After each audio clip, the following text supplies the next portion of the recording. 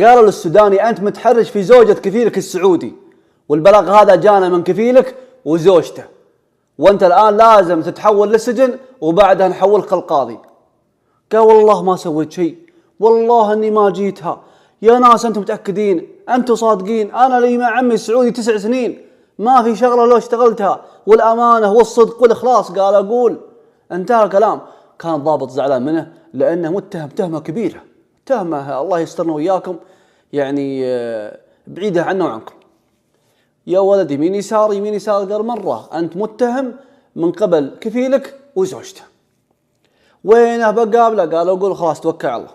حوله في السجن وياخذ شهر تحقيق، كل يومين 3 يبونه يعترف، ما اعترف. لا حول ولا قوة إلا بالله. سوداني كمله عند كفيله 400,000 ريال تقريبا، ويقضي شهر يقول وانا في هذا الشهر وفي هذا السجن على سجادتي وادعي واقرا قرآن، يقول وادعي واستغفر وادعي يا رب يا رب فرجك يا رب فرجك يا رب فرجك يا رب رحمتك، ربك كريم سبحانه ما يخلي احد. يقول نطلع للشيخ، ها تعترف؟ قال يا شيخ والله ما جيته، يا شيخ والله ما قربته. ويقابل عمه ويتهمه انت وانت وانت وانت. لا حول ولا قوة الا بالله. كذلك زوجته، انت سويت وانت فعلت وانت حرشت فيني.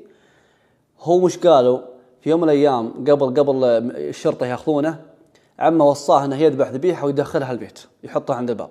ويوم جابها عند الباب قالت زوجته كفيله دخلها المطبخ ما في احد، ودخلها المطبخ وهم اتهموه بالتهمه هذه. قال فعلا انا دخلت المطبخ ونزلت الذبيحه، لكن والله ما قربتهم، والله ما جيتهم. انا لي 9 سنوات، انا ماني بردي، انا ماني برجع على ورجل استقبلني وحطني في عيونه ولا قصرت معه، وانا وفي ومخلص وكذا وكذا. قالوا تهمه لا ابقى عليك لا ابقى عليك.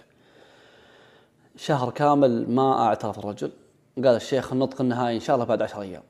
راح الرجل في هذا ال10 ايام خلوه مع الله سبحانه وتعالى. قبل تنتهي ال10 ايام بيوم يومين في سجين جديد دخلوه السجن، واضح انه ناقلين من سجن الى سجن، مجرم حرب. وجلس مع السوداني قال انت وش قصتك؟ قال والله قصتي كذا كذا كذا ويعطي التفاصيل. قام يضحك على السجين الجديد ذا الحكيم. قال يا اخي والله في حل، بس ما ادري انت شو وضعك، الحل قدامك. قال وش الحل؟ قال كذا كذا. لا والله قال اعطاه حل انه ما يبيض بالوجه.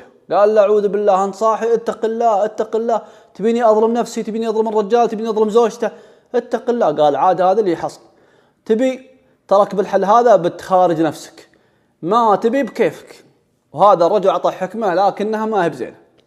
قال لا لا اعوذ بالله منكم ومن كلامك. يقول فعلا وراحت يومين، يوم خلصنا يومين يودونا على الان قاعه الحكم النهائي من الشيخ. قال انت بتعترف؟ قال يا شيخ والله ما جيت، والله ما جيت. طبعا جالس الشيخ والكاتب وكفيله وزوجته والناس. شوي خذ شوي السوداني. قال يا شيخ؟ قال نعم. قال ابيك تعطيني نص ساعه افكر بيني وبين نفسي واراجع نفسي. قال خير ان شاء الله، معك نص ساعه وبعدها ان شاء الله ننطق بالحكم النهائي.